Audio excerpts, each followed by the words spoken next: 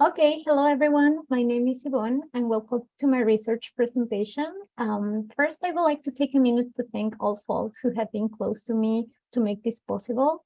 Sarah Peterson, Director of the MFA, Kaylee Van Noot, Assistant Director, Siva Rajavi, and Aida Shagasami. To my mentor, Alison Baker, and my committee members, Tracy Kam and George Mahoney, family and friends, gracias mama, and my partner Renee, for all your love and unconditional support. My name is Ivonne Yáñez. My pronouns are she, her, and I am from Mexico City, where I received my bachelor in fashion design.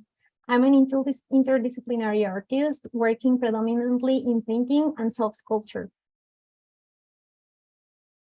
As I mentioned before, I grew up in Mexico City, which has a great influence on my work and my practice and my perspective about surrealism and dreams. A regular day in Mexico City is full of contrast. Every corner in the street keeps a mystery and contains a lot of history, followed by the spiritual heritage of the Aztec ancestors, blended with the rush of the daily routines and of every citizen going to work, creating a surreal atmosphere everywhere. The foundation of my work explores themes of identity and memory based on dreams as a magical phenomenon. I have been exploring this concept throughout my MFA. The question that I ask myself while making art are, how does a dream look and what is inside dreams? I started seeking the materialization of this concept. Dreambox, which is the first project that I made here, is an installation that combines two of my main mediums, watercolor painting and wrapping fabric in a large scale, in order to create an immersive and dreamlike environment. For this project, I work on animating digitally my analog watercolor paintings, projecting them in 4 screens, 48 for 80 inches long. I'm using a dark space to project these animations and direct the attention to the color and the fantasy.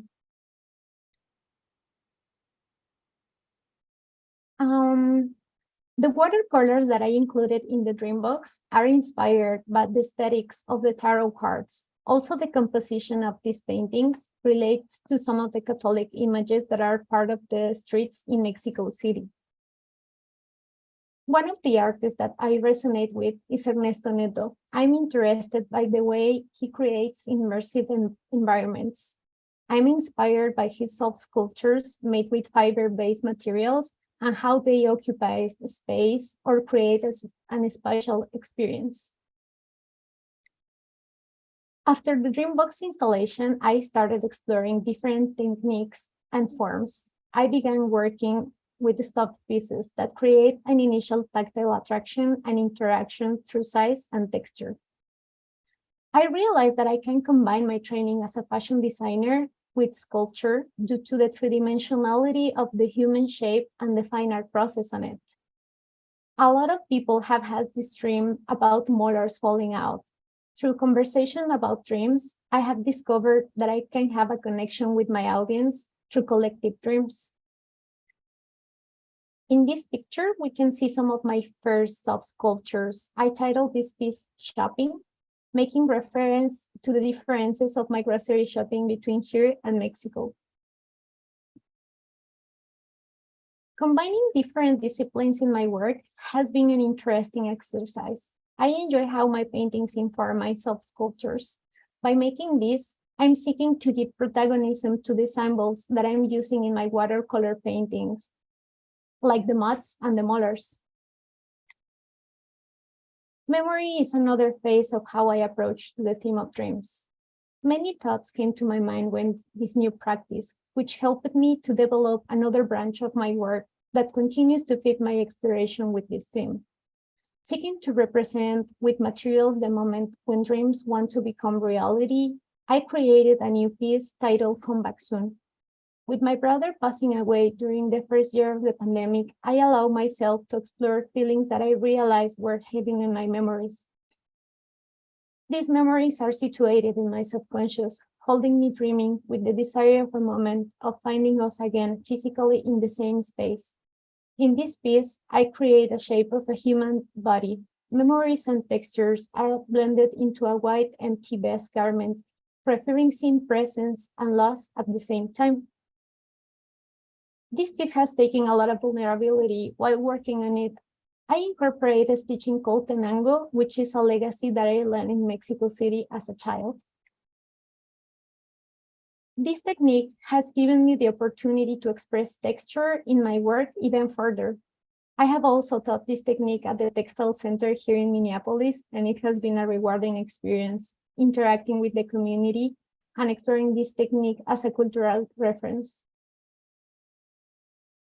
As surreal icons André Breton and Leonora Carrington mentioned, Mexico is a surreal place due to the mixture between Catholic and mythological beliefs. There are many superstitions that I grew up surrounded by. I found interesting how attached we are to them culturally.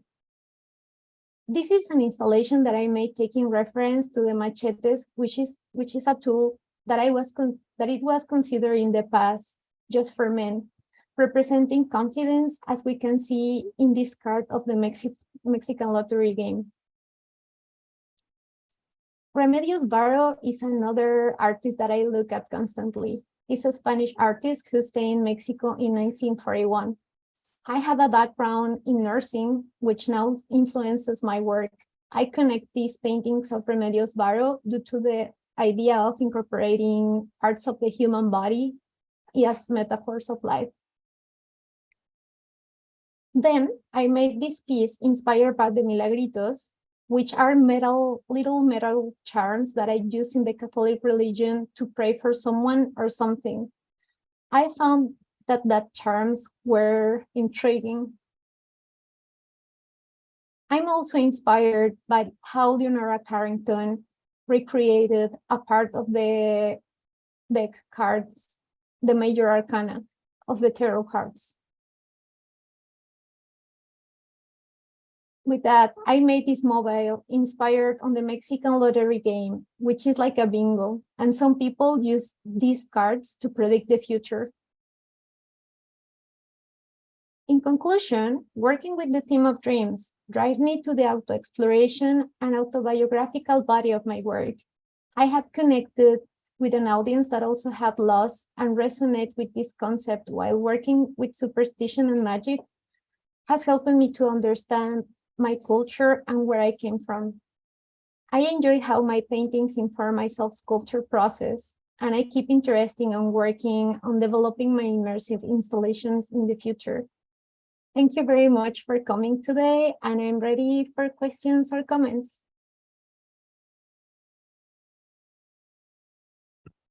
All right. Thank you so much, Yvonne. Yeah. Wonderful to see your work. Thank you. Let's see what questions we have from our lovely audience. Sorry about that. Anna says, wonderful presentation, Yvonne. Congrats. I love seeing your fashion design and nursing background show through your artwork. I really love your machete installation. Could you speak more to why they are installed face down into the floor? Yeah, well, this installation was made by, basically, I titled this show Dreams and Superstitions, and basically these machetes were hidden, were on the ground because the superstition said that it will stop the rain. So I was like very intrigued by all these myths and mythological beliefs that we are attached as humans culturally. And they are, well, the superstition is that you may have to make like a cross made of salt and then to put the knife on the ground. And I was representing those machetes in that way. Very interesting. Thank you for sharing that with us, Yvonne. Thanks. I've got lots of congratulations and nice feelings being shared. Let me just pull up some other questions. Do you find that making this work leads you to perceive your dreams and then reality in a different way? That's a question from Anne. Yeah, absolutely. I haven't like, of course, the first phase of my work was more about my personal dreams. I think they were more like funky imagery. But then with the soft sculpture, I also found that was very helpful to interact with the viewer. And I love just connecting with the public, like, hey, have you had this dream? And also that I found that, well, I came from a place where dreams mean something and people found interpretation of dreams, but also I have found people here that feels the same. So it's really interesting that it's not something cultural, but it's also something very human. Wonderful. Thank you so much. Thanks. Rio says, great job, Yvonne. Could you speak about the labor involved in textile-based work? And if that is a theme you weave into your work at all? Absolutely. Thank you. That's a good question. Well, embroidery is something that is really meditative to me and also very appealing, not just because of the texture that brings me, it's also because of the feeling that I have every time I'm working with my hands. I have been reading this author and professor that says that embroidery is very personal because you sweat and blood and interact with the material very personally. So I think I found very ritualistic embroidery. Wonderful. Thank you for sharing that. Thanks. Let's see. Mac had asked in the past, could you go more in depth about how you create your 3D works versus your watercolor work? Is the process different in the creation and inspiration? It's really different. Sometimes, and what I have been making recently is that I first paint. And as I mentioned before, I take like one element that is my principal element, and then I start like seeking for how to give it life to this as a sculpture. So I think I enjoy that process. Or sometimes I try to look like which elements I want to bring more volume as the molars. I think that was the key. It was something that I really wanted to make like more three-dimensional, and I was giving up because my paintings are like different in texture, and I wanted to bring like this real three-dimensional texture. That's wonderful. Thank you so much. Again, Yeah. lots of good comments there. I'm wondering if you can speak about the material you use in your 3D sculptures, Yvonne, like specifically if it's fabric versus other materials that you use. Yeah, this is a good question. Thank you. This material, I use predominantly canvas. There is a cotton fabric that in Mexico is called manta, but here is very similar to muslin fabric. So I think that's one of the materials that I regularly use. And also I have been using a lot of oilcloth that I bring every time that I go to Mexico. I take some with me to work here. But most of my materials are from Mexico as well. Okay. Thank you so much. Oh, I think this is a comment for Allie. Thanks, Tracy. Well, thank you so much, Yvonne. It was a pleasure to hear you speak about your work and to see some of it again. Congratulations on your presentation and best of luck with everything. Thank you so much. Thank you.